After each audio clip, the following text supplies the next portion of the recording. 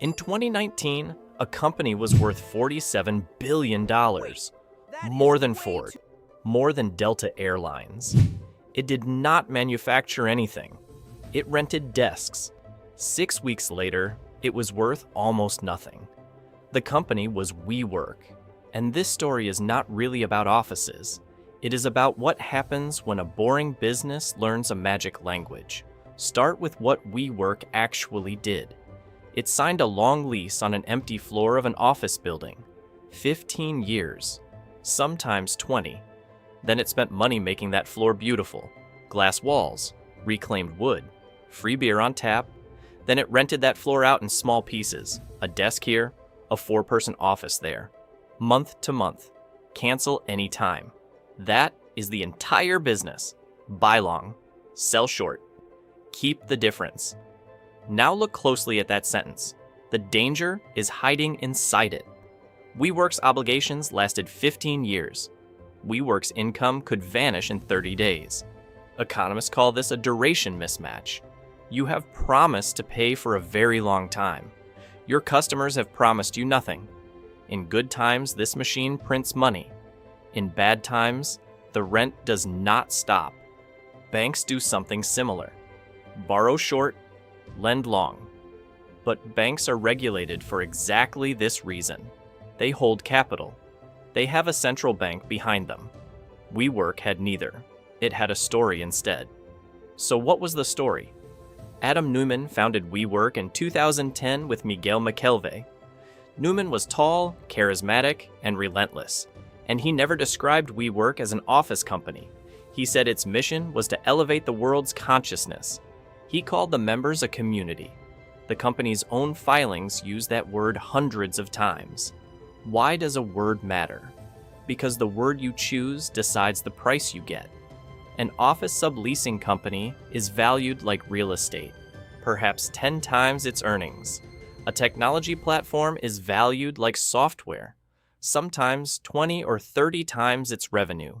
Same desks, same buildings, same beer, different word, different number. WeWork was not selling office space to investors. It was selling the idea that it was something else entirely. And there was an easy way to check. A company called IWG did nearly the same thing. It rents flexible office space.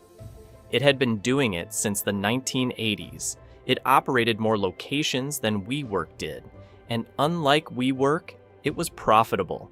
Its market value was a small fraction of WeWork's. Same business.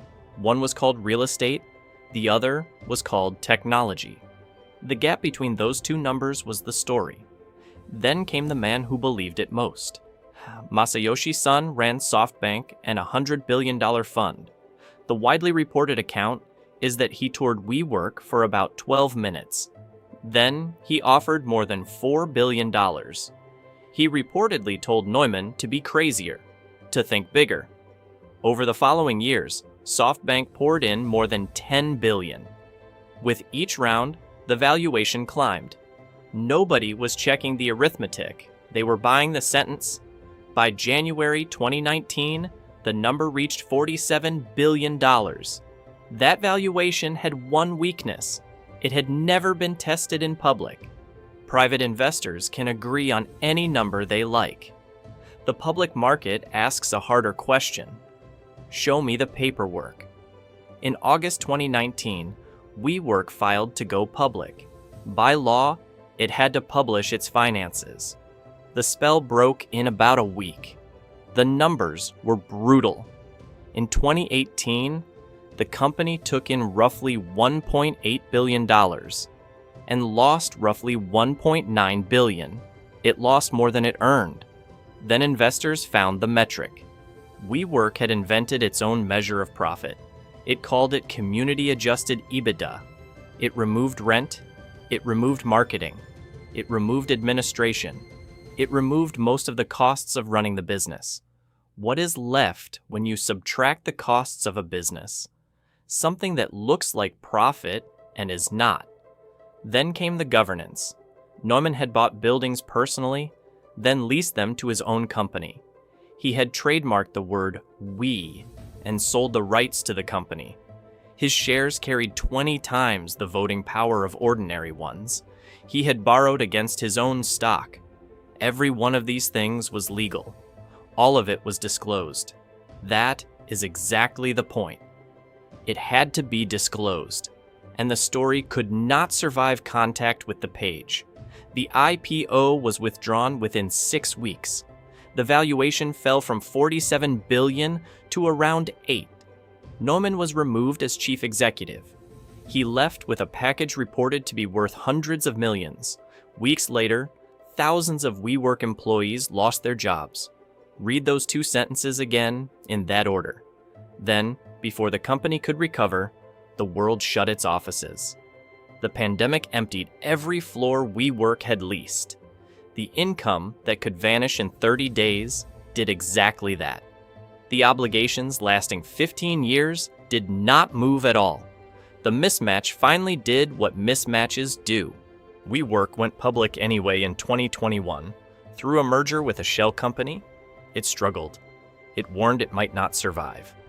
In November 2023, WeWork filed for bankruptcy. Here's where most people stop telling this story. But it is not the ending. In bankruptcy, WeWork could finally do the one thing it never could. It walked away from its leases. Courts allowed it to cancel or renegotiate hundreds of them. The 15-year promises simply stopped being promises. The company emerged free of its debt. A property software firm called Yardi Systems took majority control. A veteran real estate executive, John Santora, became chief executive.